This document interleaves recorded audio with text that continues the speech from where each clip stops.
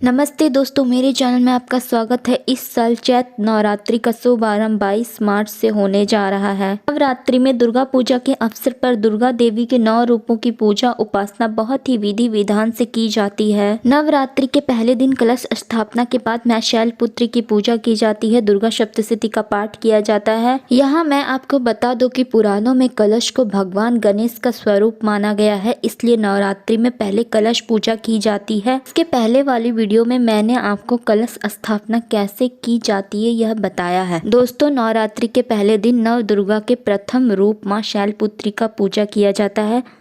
इनकी पूजा के दौरान साधक का मन मूलाधार चक्र में स्थित होता है। पर्वतराज हिमालय की पुत्री होने के कारण उन्हें शैलपुत्री कहा गया है। शैल का मतलब होता है पत्थर या पहाड़। रात्रि के पहले दिन शैलपुत्री की पूजा इसलिए की जाती है ताकि जीवन में उनके नाम की तरह स्थिरता बनी रहे, जीवन में अडिग रहकर अपने लक्ष्य को प्राप्त कर सके। ये दोस्तों, अब जानते हैं माँ शैलपुत्री का स्वरूप। माँ शैलपुत्री माता पार्वती का ही एक रूप है। माँ के माथे पर अर्धचंद्र स्थापित है। पहले दिन माँ शैलपुत्री की पूजा करने से व्यक्ति को चंद्र दोष से मुक्ति मिल जाता है। माँ शैलपुत्री श्वेत वस्त्र धारण कर नंदी को अपनी सवारी बनाती हैं, इसलिए माँ का एक नाम वृषारूढ़ा भी है। माँ के दाहिने हाथ में त्रिशूल है और माँ के बाएं हाथ में कमल का फूल है। माँ शैलपुत्री को स्नेह, करुणा, धैर्य और इच्छा शक्ति की देवी माना जाता है। यही देवी प्रथम दुर्गा हैं। यही सती के नाम से भी जानी जाती है। माँ शैलपुत्री को भवानी, पार्वती, हेमावती के नाम से भी जाना जाता है। आइए दोस्तों, अब सुनते हैं माँ शैलपुत्री की पौराणिक कथा। देवी भागवत पुराण के अनुसार प्रजापति दक्ष ने विशाल यज्ञ का आयोजन करवाया। उसमें सभी देवी देवताओं को निमंत्रण भेजा, लेकिन अपने ही जमाता भगवान शिव और पुत्री सती को नहीं बुलाया। लेकिन सती बिना निमंत्रण यज्ञ में जाने के लिए विकल हो उठी। ऐसे में भगवान शिव ने उन्हें समझाया कि बिना निमंत्रण यज्ञ में जाना ठीक नहीं है, लेकिन सती नहीं मानी। भगवान शिव ने उन्हें जाने की इजाजत दे दी। सती पिता के यहाँ बिना निमंत्रण पहुँच गई और उन्हें वहाँ बिना बुलाए मेहमान वाला व्यवहार ही झेलना पड़ा। उनकी माता के अलावा सती से किसी ने भी सही से बात नहीं की। बहनें भी यज्ञ में उपहास उड़ाती रही। इस तरह का कठोर व्यवहार और अपने पति भगवान शिव का अपमान वे बर्दाश्त नहीं कर सकी और उसी अपमान, ग्लानि और क्रोध में आकर उन्होंने खुद को उसी यज्ञ के अग्नि में भस्म कर दिया। इस कठोर दुख से व्यथित होकर शंकर भगवान उस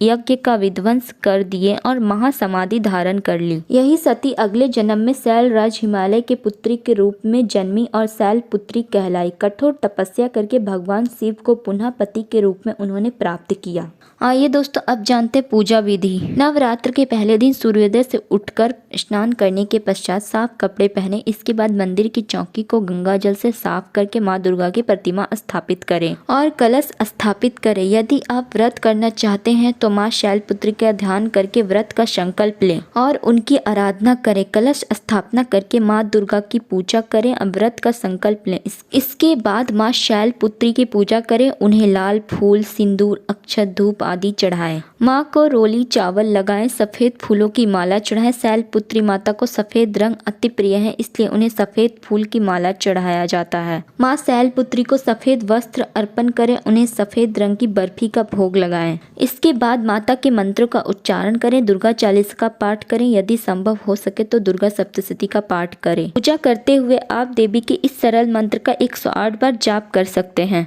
ओम देवी शैलपुत्रे नमः।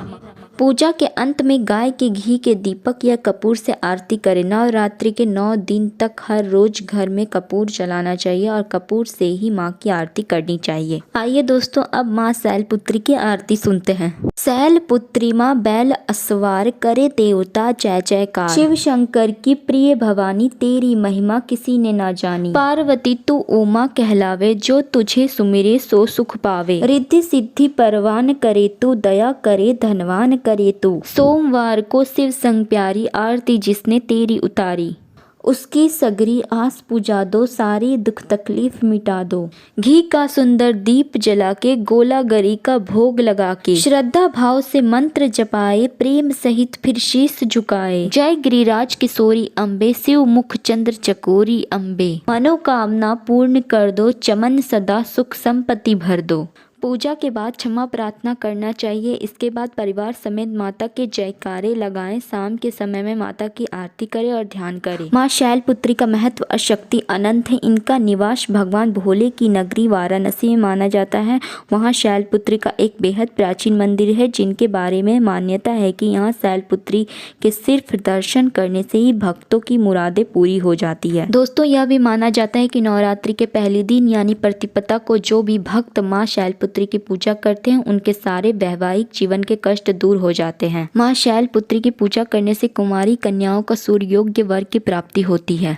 आप सभी को चैत्र नवरात्रि की बहुत सारी शुभकामनाएं। अगर मेरा यह वीडियो पसंद आया तो इसे लाइक, शेयर और मेरे इस चैनल को सब्सक्राइब करना ना भूलें। मिलते हैं बहुत जल्द एक नए वीडियो के साथ। जय माँ अम्बे।